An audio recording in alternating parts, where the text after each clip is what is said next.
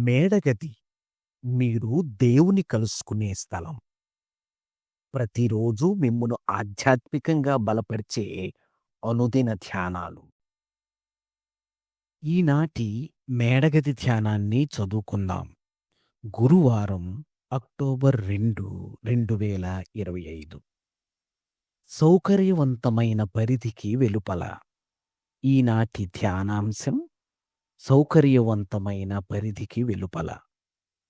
ఈనాటి వాక్య భాగంగా కొరింథీయులకు రాసిన 2వ పత్రిక 12వ అధ్యాయం 1 నుండి 10 వచనాల వరకు చదవండి. ఈనాటి ముఖ్య వచనం, అందుకు నా కృప నీకు చాలును, బలహీనత యందు నా శక్తి పరిపూర్ణమగుచున్నదని ఆయన నాతో చెప్పెను. కొరింథీయులకు రాసిన 2వ పత్రిక 12వ అధ్యాయం 9వ వచనం. నేను విశ్వాసినైనప్పటికీ యేసుక్రీస్తును గురించి బహిరంగంగా నోరు తెరిచి చెప్పాలంటే నాకెప్పుడూ భయమే.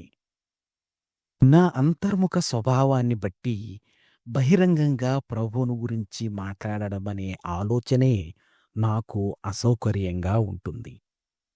అయితే ఒకసారి బట్టల షాపులో ఒకామె నా దగ్గరకు వచ్చి తాను ఎలాంటి డ్రెస్ తీసుకోవాలో నిర్ణయించుకోలేకపోతున్నందున తనకు కొంచెం సహాయం చేయమని అడిగింది. ఆమె మరలా చర్చికి వెళ్ళాలనుకుంటున్నదట. అందుకని చర్చికి తగిన డ్రెస్ కావాలని ఆమె కోరుకుంటున్నది. నేను చేసిన సహాయానికి ఆమె చాలా థాంక్స్ చెప్పింది. ఆమె కథ ప్రత్యేకమైనదేమీ కాదు. ఆమె కొంతకాలం పాటు దేవుని నుండి దూరమైపోయిందట. ఇప్పుడు మరలా చర్చికి వెళితే సంఘ సభ్యులు తనను విమర్శిస్తారేమోనని ఆమె భయపడుతున్నది. అలాగే దేవుడు కూడా తన మీద కోపంగా ఉన్నాడేమోనని భావిస్తున్నది.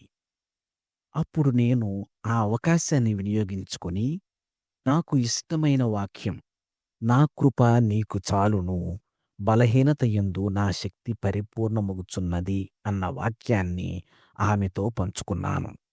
అంతేగాక మనందరి పాపాలు, లోపాల కోసం ప్రభువు పరిహారం చెల్లించాడని కూడా చెప్పాను.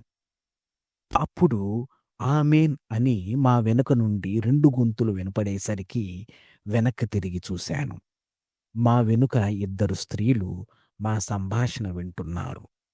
అంత రద్దీగా ఉన్న స్థలంలో, ఆ పరిస్థితుల్లో కూడా మేము కొన్ని విశ్వాస క్షణాలను పంచుకున్నాము. మేమిద్దరం మా విశ్వాసాన్ని ఇంకా లోతుకు నడిపించే ఒక అనుకూలమైన ముందడుగు వేసి ప్రభువునందు మా విశ్వాసాన్ని ప్రోత్సహించుకున్నాము. ఇప్పుడు మాకు ఏ విమర్శలు రాలేదు గాని కేవలం ప్రేమపూర్వక సహకారమే లభించింది. నేటి ధ్యానం, దేవుని పట్ల నా ప్రేమను వ్యక్తపరచడం ఇతరులను ప్రోత్సహించగలదు. ప్రార్థన. ప్రియ ప్రభూ, మేము మా విశ్వాసంలో ఎదుగునట్లును, ఒకరికొకరు నిరీక్షణ అందించుకొనున్నట్లును, అవకాశం వచ్చినప్పుడల్లా నీ వాక్యాన్ని పంచుకునే ధైర్యాన్ని మాకిమ్ము. ఆమేన్. ప్రార్థనాంశం, దేవుని ప్రేమను పంచుకునే అవకాశాల కోసం.